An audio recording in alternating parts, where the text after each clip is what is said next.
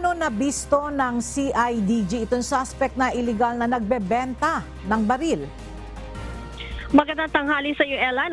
Nakatanggap kasi sila ng intelligence information kaugnay nga sa ginagawang pagbebenta ng baril ng suspect. At bukod dyan, nag-aalok din itong suspect ng baril online. Nasa mahigit sa 50 mga baril nga, Ella, ang nakumpiska ng Philippine National Police Criminal Investigation and Detection Group sa Marikina City. Ayon kay PNP Chief Police General Benjamin Acorda Jr., kabilang sa nakumpiska ay ang 25 long firearms at 27 na short firearms.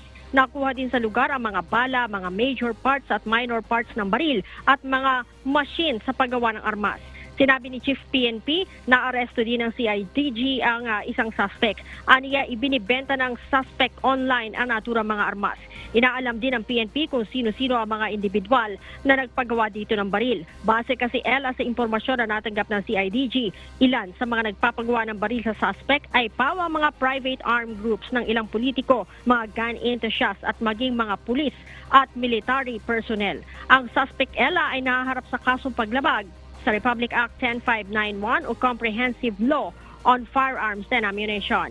Dagdag ni Chief PNP, malaking tulong para sa pagkakaroon ng payapang barangay at sangguniang kabataan election ang pagkakakumpiska na nasa mahigit sa 50 armas. Ella? Alright, maraming salamat, Leia Ilagan.